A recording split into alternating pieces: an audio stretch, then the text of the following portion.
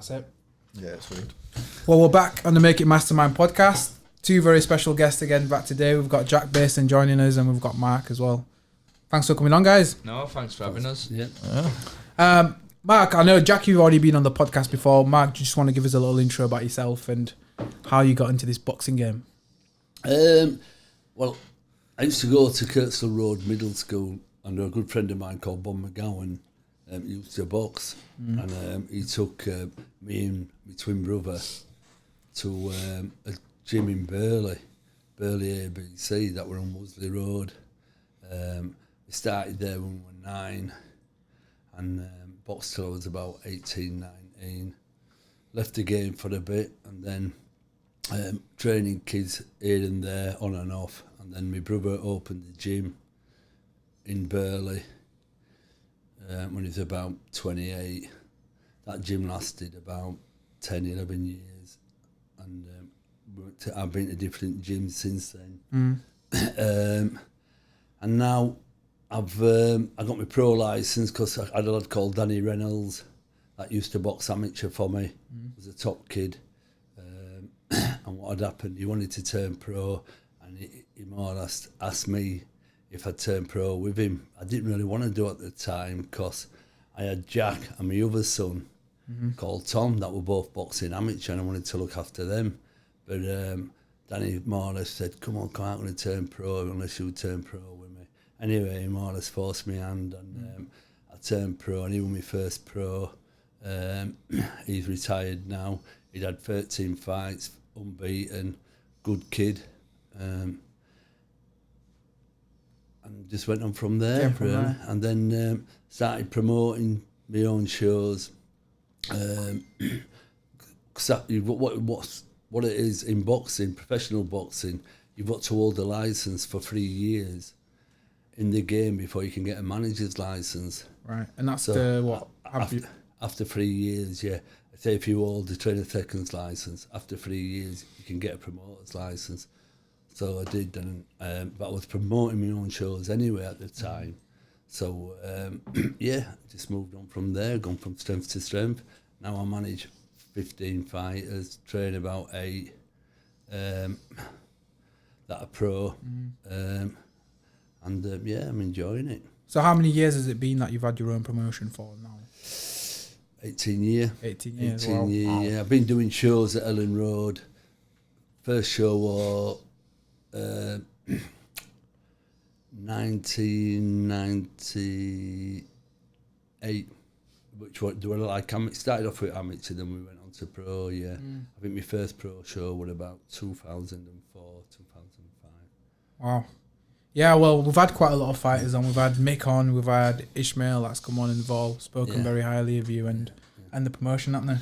Yeah, that's it. And that's why we wanted to get you in, because your name has come up on this podcast naturally more than most people, probably. Just because of what you do for boxing in the city, basically. Yeah. What was it like doing your first show? Because we've been to Winnie shows. I can't remember when it was, like October time last year. Yeah. That was the first time we've been, but what was it? How was it progressed? Like, what was the first one like as to now? Because they rammed, like you sell out all the time now. Busy with them.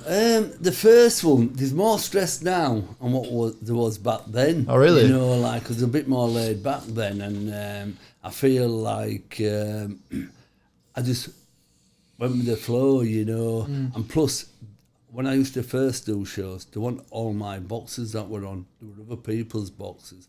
And we started off doing dinner shows where you'd only put 3 fights on, or 4 fights, and probably 1 or 2 of them would be mine and 2 would be somebody else's. So there wasn't much stress, you know. But now I'm training quite a lot of the fighters that are on the show. So I'm training the lads, building up to it. And then as it gets closer to the show, you're putting more time in with them. And then I'm also trying to sort and organise the promotion out.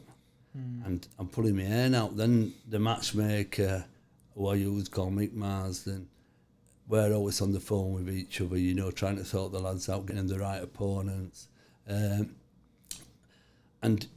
just making sure everything's running right on the night. And that, because you're only as good as your last show, aren't you? You know, so it's more stressful now than what it used to be. And because, like I say, if I've got 8 or 9 fighters on the show that are mine, managing them up, padding them out, being in the corner, then you're obviously sorting out the wages and everything on the night, and it's a nightmare. So you need a few good people around you that can help you out, and but they are good shows, and like I say, you just want people to enjoy it and come back to the next one. Yeah, well, there's a lot of people there when we were there, and people. I was as shocked really, like how busy it was. Like, fuck me, this is rammed. Yeah, that's it. Because the guys are out there selling tickets, aren't they? That's one thing I never realised with boxers is that how much graft they put in outside of training. Like they're out there promoting, eating right, selling tickets. I'm like, it's not glamorous at first. Changed. If you go back 25, 30 years ago, if someone bought a ticket, they'd come to watch boxing. They'd come to watch the first fight to the last fight. They sat down and thought, right, I'm going to watch a good show today with plenty of good boxing. Now, most of the people buy off one boxer and they come especially just to watch him. Just the one, yeah. So what you'll find, you'll get quite a lot of people who are coming to support someone. They'll be in the bar having a drink and that, and when that kid's on, they all come out of the bar, support him, and then they go, right, where we're going in town, you know what I mean? So what I try and do is put my best ticket sellers on last. Yeah. So it keeps the venue looking busy, If you put like your people that don't sell tickets, and your last 3 bouts are with people that have sold 50 or 60 tickets, it's going to look empty in there, Not unless they're a special kid and everyone wants to see him, you know what I'm saying? Yeah, that's a fine balance, isn't it? And you've got to look after your big ticket sellers, You can, when I do the posts and that, I seem to put the big ticket sellers, at the front, because people are actually buying tickets to come see them, you know what I mean? So people that aren't too good, obviously you help them out best you can, Yeah, that's it. It's like it's not personal, is it? It's just business. It's the way it is. And I've dealt with just about every promoter in England, and asked if I can get a lad on the show, small time or big time. First thing they say to me is, "Can you sell tickets?" Yeah, I had something noted down actually. I wanted to ask you anyway, but I might as well ask you whilst it's here. So we had Darren Tetley on the podcast a while ago, and he was a good lad. Yeah, I know Darren's good. Liked him a lot. Really funny guy actually. He was great. Brought his belt along and all that stuff. And then I'd seen on his Twitter that he's thinking that he's not going to be on the next Josh Warrington card. Which he was on the last one, blah, blah, blah, whatever. Yeah. And I was like, well, and we had a chat with him after the podcast, like off the mic, and we were like, Darren, why the fuck are you not on Instagram? Why is your mum running your Facebook? He needs to be plugging himself, doesn't he? He needs to promote himself. It's like, you're from a massive city, like just after Leeds, biggest city in UK, Bradford. Massive city, never had a big fighter. And then biggest city in do UK. you know what I mean? Like just after, like top 3, you're talking London, Birmingham, Leeds, Bradford. Like it's bigger than Manchester, bigger than Liverpool, like in terms of size wise.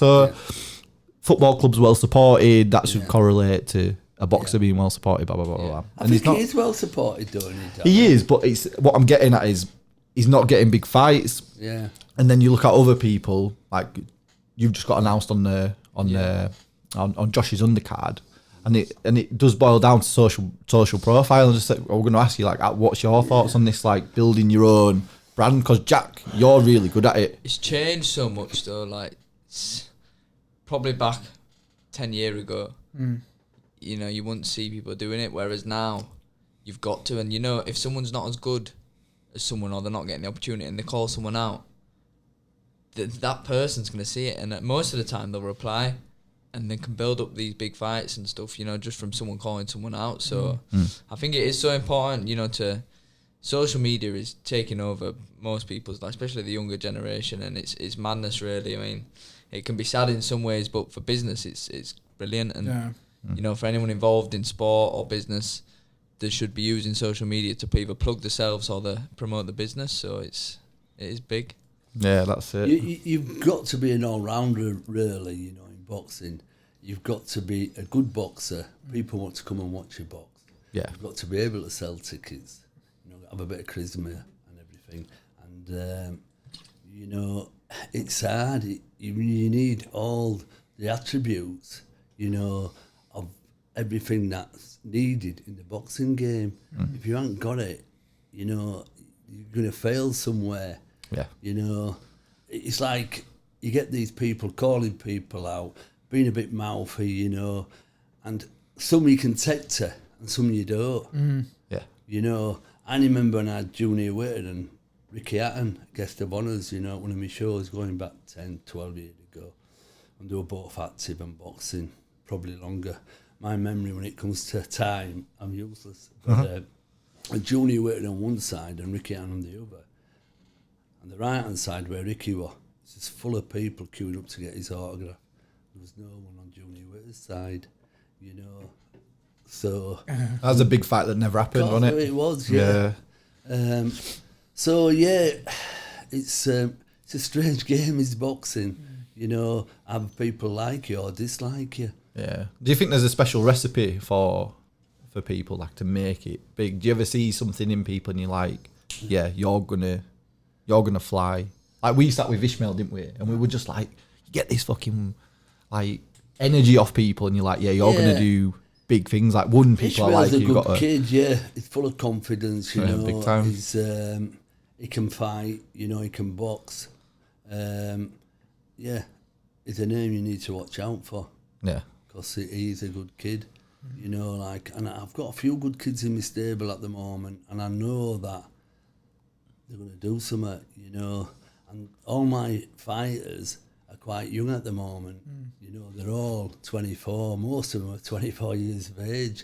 You know, Mick Lehman, Jack, Corey O'Regan, Billy Pickles, Ishmael Davis, Ishmael Khan, you know what I mean? He's only a young lad, he's 21, you know. So, yeah, we've got some good kids. Yeah, Leeds boxing seems to just be booming though, at the moment. Yeah. It just seems to be a big hype at the minute. That's right. Yeah, and, like, there's not many other people putting shows on in Leeds.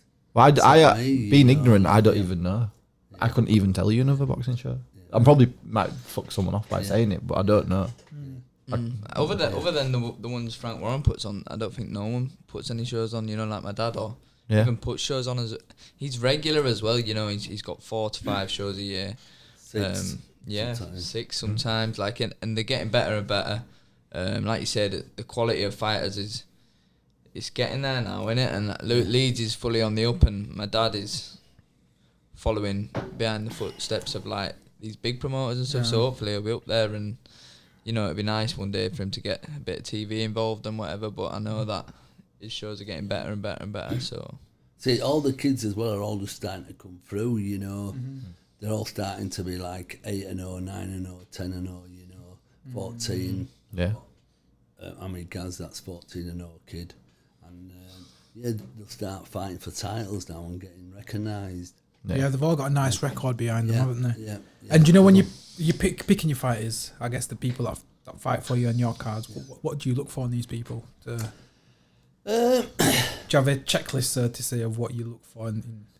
No, if a kid comes to me, you know, and he wants to get on the show and he can sell tickets, and I'll give him a chance, you know, see what he's like, you know. And I think everyone deserves a chance, you know. So that's what it's all about. If they come to me and say, look, I'll sell a few tickets, I'll put a good performance on for you, you know, like, that'll do me. Willing to look at them for that. Yeah.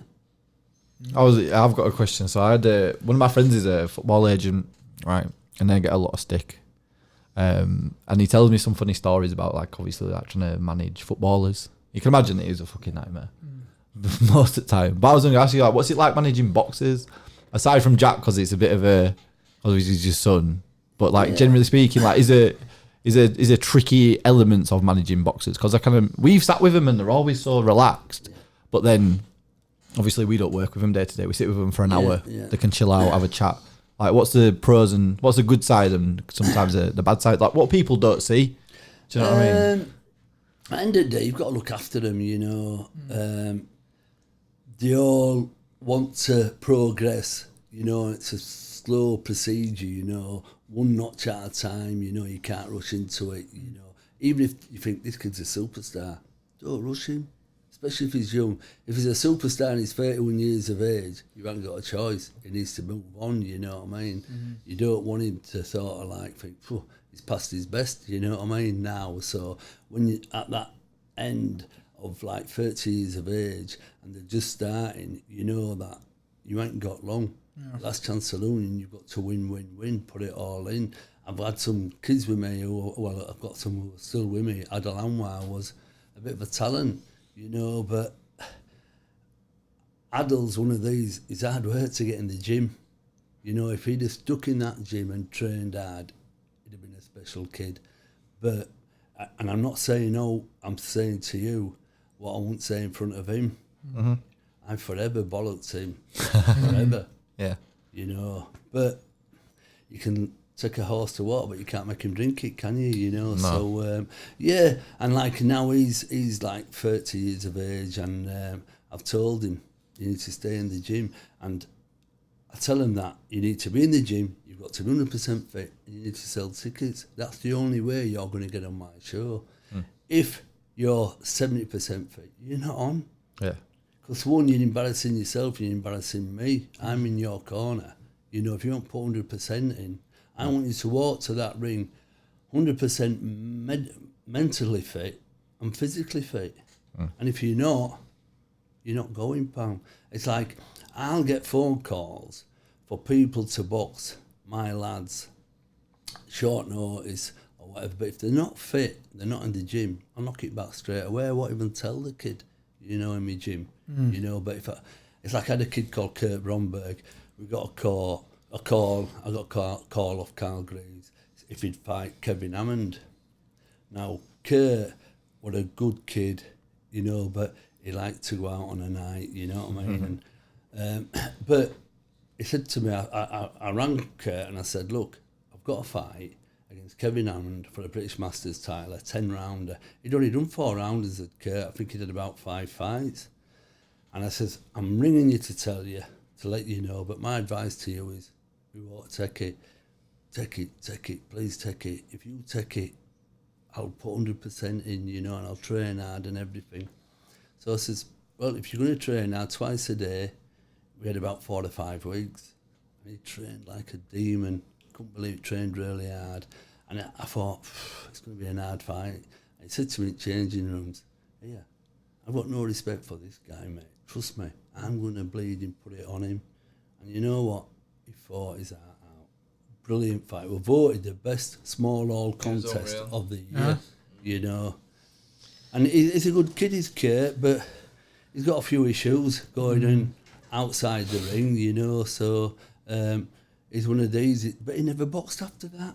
Couldn't believe it, you know what I mean? I went, so, yeah. That's it, I think, you know, like work ethic in any competitive sport is the biggest thing, right? It's how bad you want it, you know, and, you know, you need that big heart. You know, a lot to do with boxing is mentally, you know, you think, I can't be beaten. I'm going to go in there and chin him. That's what Kurt was on the night. When I remember, like, even to this day when I bump into Kurt or he comes in the gym, he always says, believe. But I remember that day when he fought Kevin Hammond for that title, he was in the change rooms, he was saying, like, I'm going to smash this guy, you know what I mean? And he was a big underdog, and he went out there, put the fight of his life on. What a fight. And to this day, it's the best fight I've ever seen. And I remember you were just proud, weren't you? You know what I mean? And, you know, and then to never fight again, I'm like, you know. Must frustrate you, right?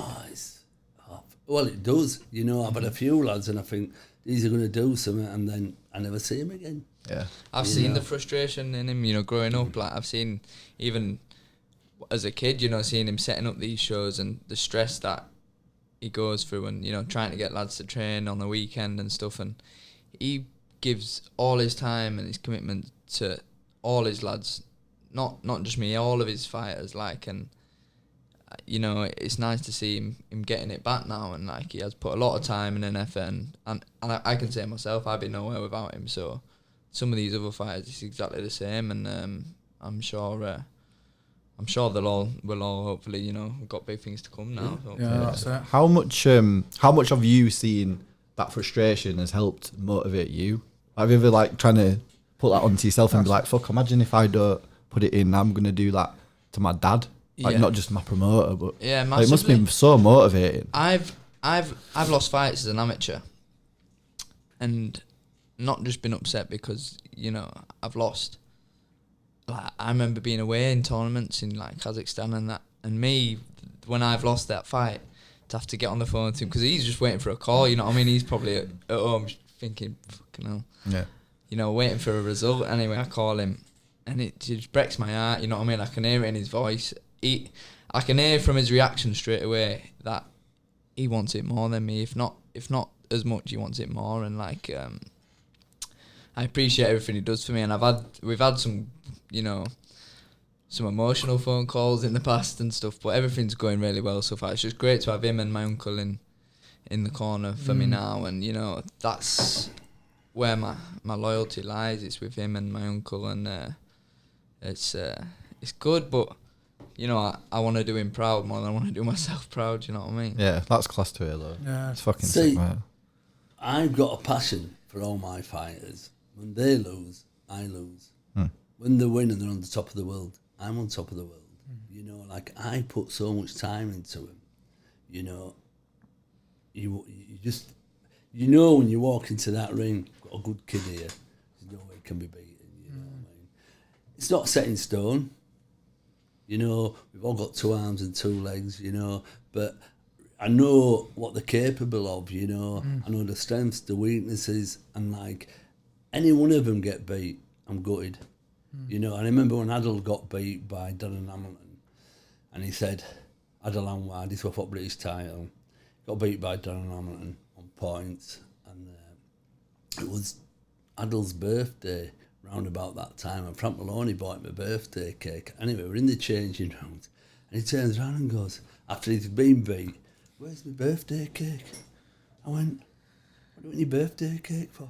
"Oh, we're going to go out and celebrate." I said, "Celebrate? Do you know where I'm going now? I'm going back to my fucking hotel room to cry my fucking eyes out, you know what I mean?" I said, "And you want to go out and fucking celebrate?" Yeah. You know what I mean? It just, on the level of people who want it just shows. Yeah, and listen, Adel's a great kid, you know what I mean? It's like, he boxed a kid called Chad Gain and he got knocked out. It was quite a bad knockout. Next day, he's put it on Facebook. He's put himself on Facebook getting knocked out. I'm like, I don't know what you're doing. It doesn't matter, does it? You know what I mean? Give him his due. That's the way he is. Yeah. You know, he's so laid back. Yeah, he's laid back, and he's like... he's a great kid, and you can't fall out with him, you know.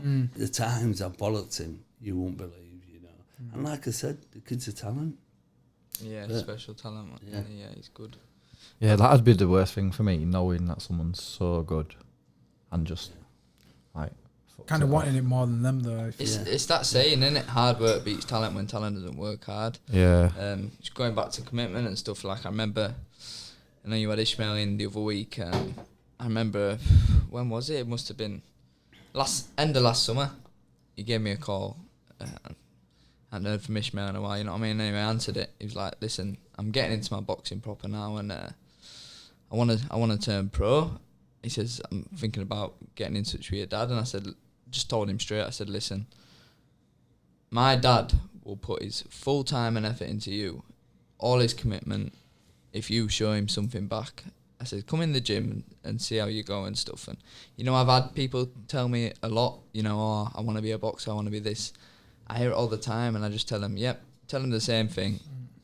And I know how talented Ishmael is. I've seen him all my life in and out of gyms, and he's a good friend of mine. And then when he rung, I thought, give it. I didn't think too much of it. But he was in the gym, he was working hard, wasn't he? And me and him, we were going for runs and stuff. He was getting in touch, and you could see how talented he was and how much he wanted it. And, a few months later, he was fighting on your shows, and, you know, and it was just nice to know that, you know, when someone says something and sticks to it, it's always good to see.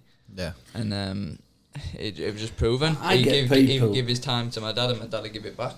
Yeah. I get people every other week ringing me, "I want to turn pro." Yeah. And like, some will be like 28, 29 years of age. How many amateur fights you had? 2. How many you won? None. What? And you want to turn pro, you know? And I remember when I used to box, you only turn pro if you were good, which I've spoke to many of my old pals, you know, and I said, just, everyone's jumping at pro game now, you know, unlicensed fighters. I'm not saying they can't, you know what I mean? There's some good kids come from the unlicensed game and that. Amateurs with like poor records, you know, just, and you think, don't get me wrong, the board are very strict as well and quite keen, you know. What do you think, why that is? Do you think because the sport's getting more popular or what? Well, yeah. What happens is, most of the kids that are in boxing are from the streets, you know, and they see the pals, you know, someone knows a boxer from an estate somewhere, you know, and they're like, oh yeah, he's doing well, he's getting a bit of publicity, he's getting his name out there, and you want to be that person, don't you? You know, like, oh, I want to get, and we all have a dream, don't we? And every boxer has a dream to be a world champion. And I get lads coming to me and saying, oh, I just want to go out and tell my mates that I'm a pro boxer. Yeah, that's the thing. And I don't want that. No. I want lads coming to me who want to turn around and say, I want to be a world champion. Yeah. You know, I don't want you going out and drinking with your mates and telling you they're pro. You know what I mean? It don't mean anything. Well, how much drive is that for them and how far they're going to get with that? They're not other. No. You know, it's a bit selfish on me because I'm putting time into them and training them, you know. So the people I put time in and train now are people that have turned around and said to me, I want to do it. And don't get me wrong, all the lads I've got in my stable, I know they're all bleeding wanting that one thing, you know, and I can see they're dedicated, you know. If they're not in my gym, they're training somewhere else, you know what I mean, keeping themselves fit, you know, and that'll do me. And I know as soon as I take someone up pads or I watch them sparring, how fit they are, if they've been playing at it, you know. So, yeah, and they're all keen, they all want it, and like I said, they're all young, they're all on a par with Jack, you know, with the age and everything. So, yeah, I think we've got some good things to come in the future. Yeah, you're in a nice spot, man. It's nice, and we've had the pleasure of sitting down with quite a few people. Like you, some of your lads will go and do pads with P and stuff like that. Yeah. Mick, like I couldn't get over how fucking laid back Mick was when he was here. I was expecting him to be like kind of intense. Yeah, he's so calm, so chill. Yeah, he's class. I can't believe he's only 23, 24. It's mad. And then Ishmael as well. Class. He's one of our, now it's like we just want to tick everyone off that's on your shows, really, because it's been so good, and we want to use this platform for boxers to come on and just say, like, you know, who they are, what they're about. Like Ishmael just used it as a platform to just say, look, this is the guy I want, this is the guy I want to be, and it was one of the best episodes we've ever sat and when you're training every night and every day, you're keeping off the streets. You know, the board have got this thing now where someone gets out of prison and they want to box and turn pro, they can't box until the licence has run out. So you could have been in prison for 4 years, be on licence for free. Until that licence runs out, you can't, which I think is wrong. Yeah. I think you should be able to box because it's stopping them from getting into trouble, and plus they're earning a few quid. You know, again, I don't know who makes the rules, you know, with the British Boxing Board, but I've had one or two I've took to board, and I'm all, well, there was only one lad I took to board who got his licence, and he was still on licence. That was Tommy Broadbent. You know, I took him down, and we took a policeman down with us, who, like, what had happened, instead of him going to a probation officer when they got out of prison, they went with a police officer, you know, took sort of like charge of it, and I got him to come down with me, and he got his licence, and a bloke called Jeff Bolter was a main man then on the area council, and he said, look, and he used to phone me every week and say, make sure he don't let me down, I'd put my neck out for him, you know what I mean? I said, no, well, and he did, you know, he stuck at it, so yeah. But again, they're more or less different circumstances with him, saying that he was pushed into it, you know what I mean, forced into it. So, but I think he's only only person I know that's ever got his licence when he was still on licence.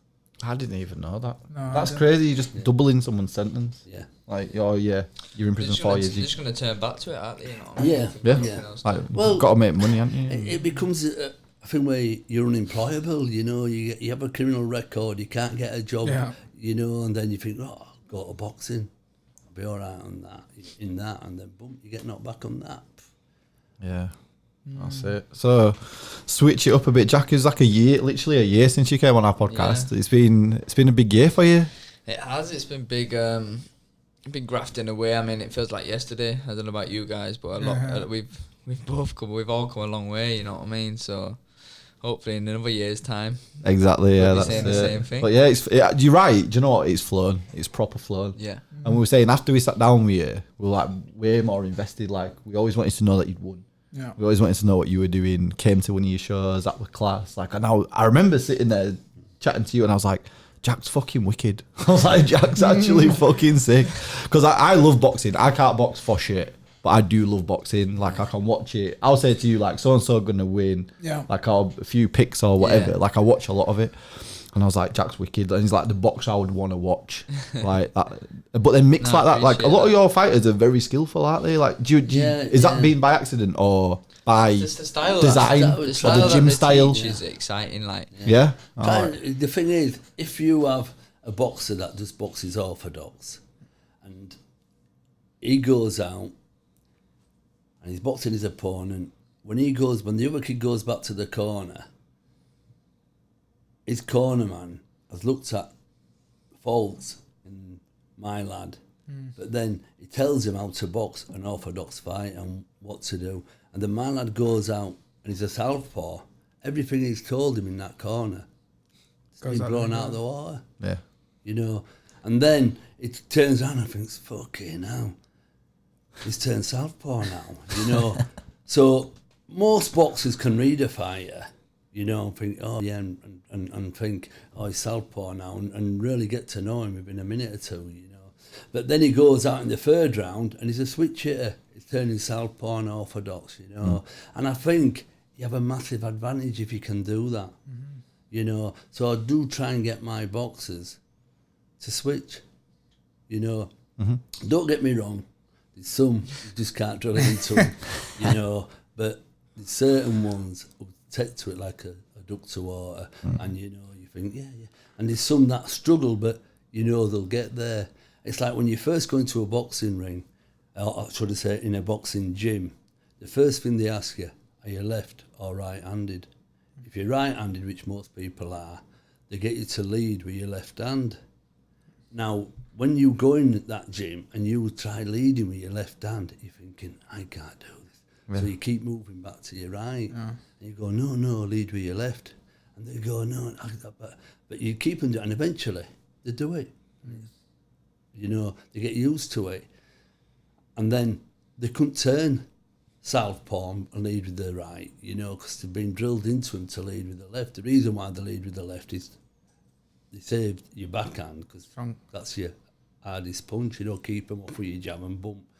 Anyway, if you get them to switch, it's a lot better, you know. But like, that's what you find every time you get a kid in the gym. They want to fight and lead with the strongest arm. But if you can get them to lead with the strongest arm and switch it a bit, but you've got to get them to lead with the weakest arm first, and then change it to the strongest. But give you a big advantage, you know what I mean? Because I've been in fights where, you know, everything won't go in all my own way. You know, as an orthodox, turn southpaw, boom.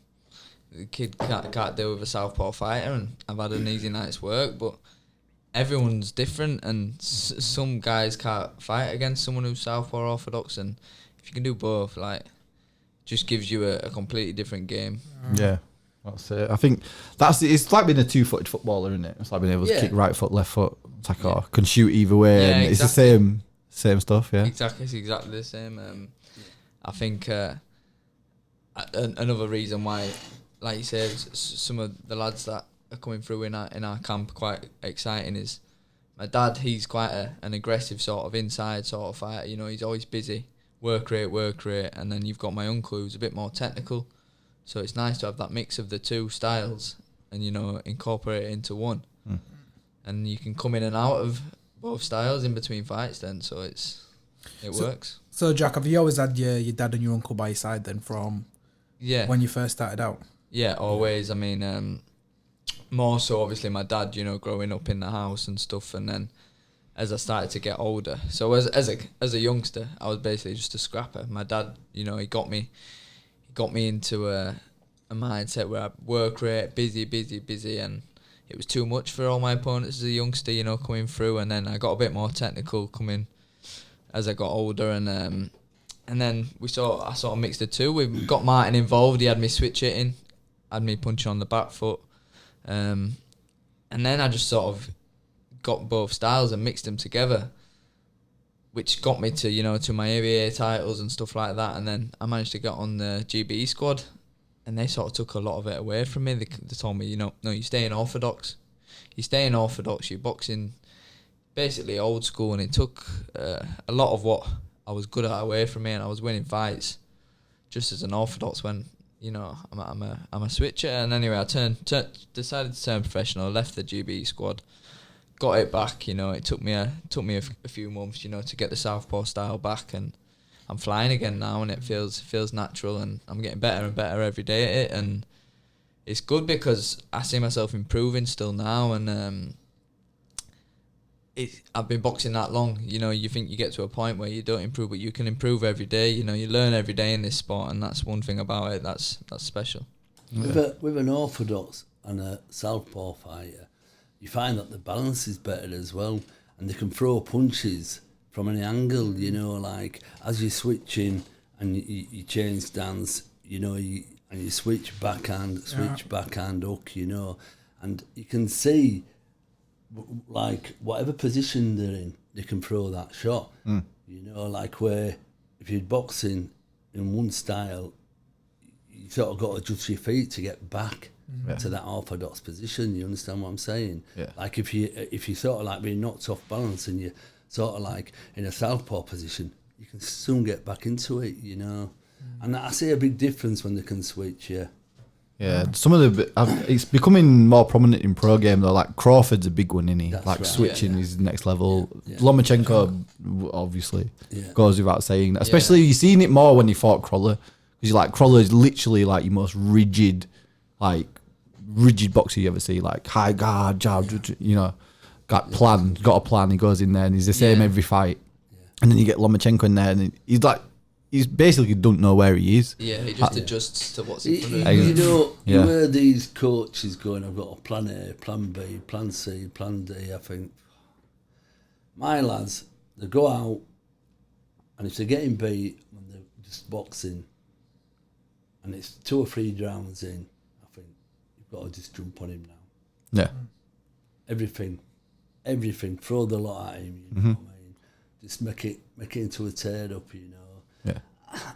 Don't get me wrong, there's certain things you can pick and think, we need to do this, but I ain't got a plan C.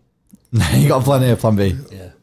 But that's refreshing though. It needs to be simplified, I guess, Of course it is, and then you see some of these cornermen, when a boxer comes back to the corner, they're telling him too much information. And they can't take all that in, you know. I see a little thing and I'll repeat, watch his looping backhand or whatever, keep your left up, you know, and just certain things, but I don't say too much. I just pick certain things, you know, and I think that works better.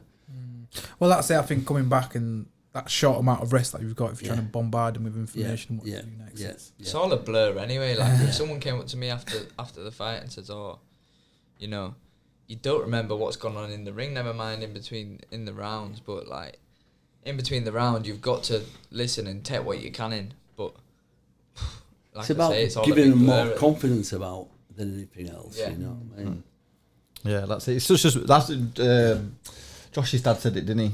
It's like, really, by the time you get in there and you sit down, you've got like 10 seconds. Yeah. And then what are you going to get in 10 seconds is like, give him something useful, but don't give him too much, or it's going to be like, That's right, what's he fucking, and then you're back out there like, then you're thinking about it rather than you know what I mean? rather than boxing. Yeah, exactly. Exactly, yeah. So, do you want to talk to us a bit more about the news then? So, you're on the Warrington card, second time you're on there. Yeah. Exciting stuff. How did that come about then? Do you reach out to promoters? Do they reach out to you? Because Jack's obviously a big name in the city now, big following online. Yeah, he's got you know, a big following. Again, I think it boils down to tickets and that. You know, Jack is probably one of my boxers that's had a brilliant amateur career. He's had a good amateur pedigree. Sky Sports sponsored him, you know, and gave him quite a lot of publicity on Sky, you know, so he's quite well known out there. And they've obviously thought, well, it's a big name to have, you know. He's got quite a big following in Leeds. Like I say, they can sell tickets, and they thought, let's get him on the show. Yeah, because you were saying before you guys came in, you were saying you read an article. Yeah, there was an article that I saw that was with Josh Warrington and Nicola Adams. Yeah. Basically saying that you're going to be the next greatest thing as well to be coming out. Touch wood, I can only just keep grafting and working. Yeah, sure. Then that's it. And when we sat down with you, we realised that you take it one fight at a time. Yeah. Like there's no clearly in City with your dad, like it's an exact, you know, it's carbon copy of what it is. Like it's one fight at a time. It's a slow process, and you know it and you understand it and you trust it. I think that's probably the biggest thing that people have to trust the path and you've got and the to route. believe in yourself, but nothing's set in stone. Mm-hmm. Nothing's set in stone. You know, you've just got to go in there and one step at a time, one fight at a time. Forget about what's after that fight. Just concentrate on the fight you've got coming up. Mm. You know, where you've seen it so many times with these world champions who think, oh, he's just a stepping stone, you know what I mean, to my next fight. They've come unstuck. Yeah. You know what I mean? By a kid they should have probably stopped, you know, or beat quite easily. But it happens, you know. Some fighters are just made for another fighter, you know. Styles make fights, Of course it does. Yeah, big time. You see it so often, but it's there's been loads of stuff in the news boxing recently, and we were chatting about it off the mic, but it's been the drug side of things, like it's a bad side of it. Well, and it's coming out more and more now. You used to heard about sort of like boxers taking drugs once every 12 months, every year, you know. So, but now it's every other week. Yeah. And what's your view on it? Obviously, I think there's only one way you're going to stop people taking drugs. Don't get me wrong, enhancing drugs we're talking about. We're not talking about people taking cocaine and blah. No, that's not going to help your performance, is it? That's going to do the opposite. Yeah, you know what I mean? Now, if someone gets caught taking them, I've got to take me off to them and think, well, you know what I mean? You sort of like making your career, you know. Shooting yourself in the leg out, Yeah. So, but if you're taking steroids to enhance your performance, and what I think is, people take steroids when they're bodybuilding and that. I get that. They want to look big, they want to look muscular and that. But when you're competing and your job is to knock the lumps out of your opponent, and when you're roided up, you've got a massive advantage. And I think they'll only crack down is when someone dies in the ring and they do a drugs test on his opponent and they go, he's roided him. They need to be banned for life. If you get caught taking steroids, you should be banned for life, especially in boxing. Until they do that, they're going to carry on doing it. The thing is, more and more people, look at Canelo Alvarez, he got a 6-month ban. Yeah. Come on. You know, he don't box till every 8 months. It's like the better the fighter, the less of a... So it's more or less saying it's all about money. That's it. You know... Yeah. Canelo's cash cow though, isn't he, up there? He Golden is, Boy but is... It's not how are you going to stop? It's not fair. How are you going to stop it in boxing? No, you can't. It's You're worth right. taking that risk, isn't it? I might as well take steroids because... you probably needed him to get past Triple G anyway. 8-month ban, but I'm going to earn a fortune on my next fight. Because they don't dock the purse, really, do they? Canelo must have earned an absolute wedge off of the 2 Triple G fights, and he got popped in between them, didn't he? It was after the first fight, before the second. So, Yeah. And he must have made absolute bank between them. And the fights. thing is, And though, then yeah, what he paid is fuck all. they ban him for 2 years. In that 2 years, they ain't getting tested. So what's to stop these guys, yeah, going for 2 years, training, taking steroids, becoming this absolute machine, yeah, coming off before they get the license back, competing again. All the damage is done. They've put that work in the gym. They've used these steroids, and they're a different level of fighter, a different level of person. You know what I mean? And there's got to be something set up. Ban them for life. They've got to ban them. If you thought, if I take these and I'm only going to get banned 6 months, 9 months, you're going to do it, aren't you? Yeah. If you're thinking, but if you thought I'm going to be banned for life, I'm doing a sport I love, you won't touch them. Yeah. It's risk reward, isn't it? It's risk reward at the moment. So you've got all these anti-doping agencies, right, spending fortunes on them, right? Going, most promoters, when you have a Central Area title, British title or whatever, after both boxers gets tested, you're iron and blood, right? What is the point in spending all this time and money, and you're just going to slap them on wrist when they get caught? Yeah. I said defeats the point, doesn't it? Yeah, and then it's like the whole, like, all right, someone gets caught. I think Saunders, he got done when he was at Ingle Gym. And then it's just like, oh, didn't that happen? What are you talking about? And it's like Galahad sat there at a press conference not saying anything about it. Like, Just gets brushed under the carpet, doesn't it? It's a joke, isn't it? It's not fair on people. When you've got a gym of clean fighters, it pisses you off. You know, you're like... Is it, without naming names, are there gyms out there that within the circle of boxing that are like, that's a gym that's a bit known for it? Because Ingles had a few now. They had Saunders, they had Galahad. Yeah. Khan came out and said something about Brook, didn't he? Like, he alluded to it. Yeah. Not that he's never been done, so it's alleged, but do you know what I'm saying? Like, there'd be stuff out there. Because it came out about UFC with TJ Dillashaw. I was like, oh yeah, well, we knew that Alpha Male Gym were doing it. We all knew. Like, we all knew it was TJ. So he's like, all right, well, is it going on? I like to think it's not, obviously. I like to think like 90% of fighters are clean.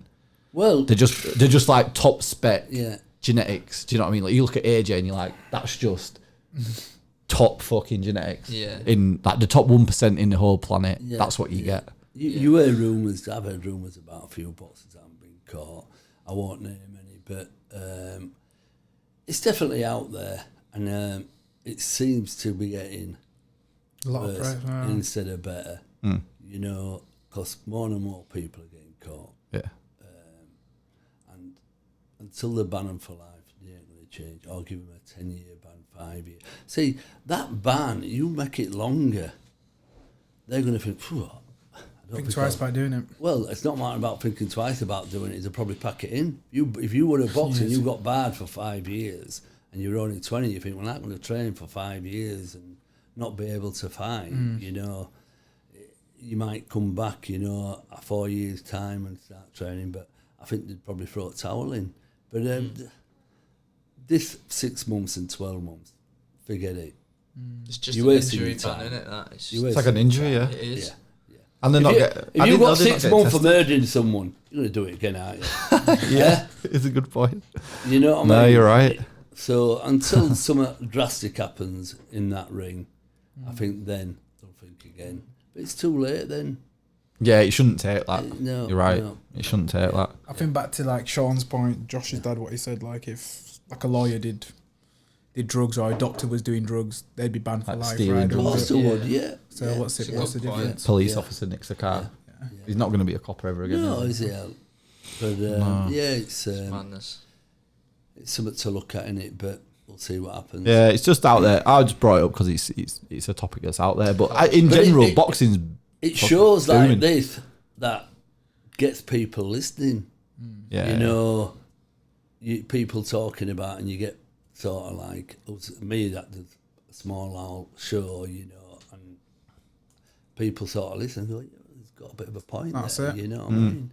Someone that's on the board or on the committee can turn around and go, well, and social media again is great for it, because when that Baby Miller got caught, Yeah, it were everywhere in a second. And people are slagging him, you know. And the thing is, you've got to look at Eddie Hearn. He's the promoter, you know. And he's Miller's promoter as well.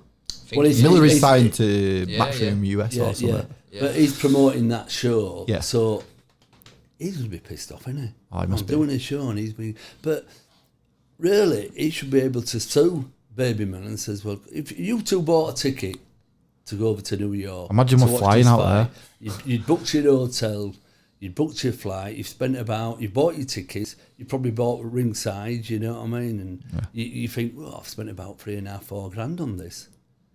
And that happens, you think. But it don't matter if he fights. So if Joshua fights someone else, I ain't paid to go watch him fight someone else. I'm paid to watch him fight Miller. Yeah. You know, it's like if you went to see Man U versus Leeds United, and then something's happened and Leeds United can't do it. Oh, well, they'll play Bradford. Yeah, You're exactly. going to say, fuck that. I'm fucking paid for that. Exactly. You know what I mean? So not only is Eddie Hearn lost out, the punters have lost out. You know, it's and again over steroids. So who pays for it? The fans really pay for it the most. Don't they? But you should be able to turn around and put in a contract. Any of these boxers caught taking steroids 6 months before the fight on a top promotion, I should be able to sue them. Because most of these heavyweights have got a few quid. Yeah, they're not doing bad now, are they? You know what I mean? And if they thought, I'm going to get sued here, again, would they take them? Yeah, such a good point. Yeah. If you hit him in the wallet, it probably hit him even more than the career. Yeah. Give him a ban and hit the wallet. Yeah. No, it'd soon stop, wouldn't they? It'd soon stop. Yeah, it's mad. It's mad. But generally, boxing's in a good spot, isn't it? I think it's more than ever. It's getting more attention and it's got such a big profile at the moment and it's massive. It's probably bigger now than what it's been for a long time. You know, there's some great fights coming off. There's some great shows these promoters are putting on, you know. And, there's some good fights getting matched up. What's the plan for you two then? What's the plan for Jack for the next year? Because we asked him a year ago, and I think he said you fight 3 times or 4 times, and you have. Yeah, everything. We four wins. Goals, Remember, 4 Jack's only been pro 18 months. You're joking, really? 80. He signed September 2017, wasn't it? 17. Fuck. So Hell. he's had 9 fights. No idea. In 18 months. So he's been busy. You know, like I think time he gets to 2 year, he'd have had probably 12. You know what I mean? 11 or 12. But he's moved up there fast. You know, That is fast. It's probably been one of the most active professionals. And how do you guys draw it up? Do you have like a plan that you work on together, or is there anything like? Well, we just work from fight to fight. Yeah. You know, there's no because whatever happens in that fight, there's no point planning past it. Cause if you get beat, your plans have gone. Yeah, you just work from fight to fight. You know, and like I say, he's 24. He's got plenty of time on his hands. You know, just move him up slowly. Yeah. It's like he's done his 4 rounds, he's done his 6 rounds, he's on 8 now, do a few of them, and then he's ready for titles and on 10 rounds, you know. Yeah. It's not far away. Nice little stage. Yeah. And Jack, yourself, like going up in rounds, how have you found it? Has it been a nice, easy progression, or what's that been like? It's been good. It was nice, you know, as an amateur, I actually managed to get a couple of, I had 3 5-round fights in the amateurs because I was in that World Series of boxing. It's all right, mate. He's done it loads of times. If that phone's going off, I might go for a piss. You can keep recording though. Yeah. I'm bursting. Coffee's gone through me. Keep chatting though. Yeah. I'm surprised that I ain't gone off about 10 times. But I've been here knowing it. But yeah, so for me it's been good. You know, 5 rounds. Did a few of them in the amateurs, and it sort of set me up nicely for the pro game. I did a few 4s, done a few 6s, and when I did get to 6s, it was a little bit tougher. You know, you feel the pace, but I've got a great team around me. I train hard. You know, I have these 8 to 10 week camps, and you know, if I'm not fit after them, then I'll never be fit. So I think it's the right time now to start stepping up to weight, and because I've been pro, you know, a good year and a half now. Yeah. You know, it's been good to, you know, just get it in training. I'm training longer, training harder, and I'm a lot more relaxed now, so I'm able to perform, you know, for 8-10 rounds or whatever. So looking forward to it. Not phased by it at all, like that. I'm not phased, no. Like at the end of the day, I think like my dad says, it's all in the mind. If I tell myself I'm going into the ring to do 10 rounds, I'll be mentally prepared for 10 rounds. Whereas if I go in the ring and I'm prepared and physically, yeah, and I'll be, if say I go in the ring for a sparring session and my dad says, right, you're doing 8 rounds, and I put it all in for that 8 rounds, then at the end of the 8 rounds he goes, you're doing another 2. Then it would gash you know what I mean? But they're the sort of things that he has to do to me in training, because then it tests me. Right, and so like, you will it gets me prepared, yeah. So there has been times where he's gone to me last round and I've come back, and then he's gone, this is your last round.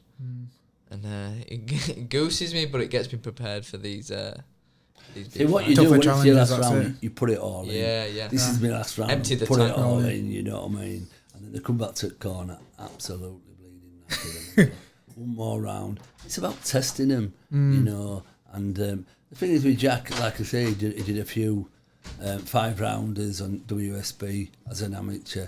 And then really he took a backward step when he turned pro to do 4-rounders. You know, but again, I just wanted to get him used to getting that feeling of being a pro, you know. And like, even though he boxed in WSB and had his shirt off and it was a bit like professional, he wasn't professional, he was still an amateur. Right.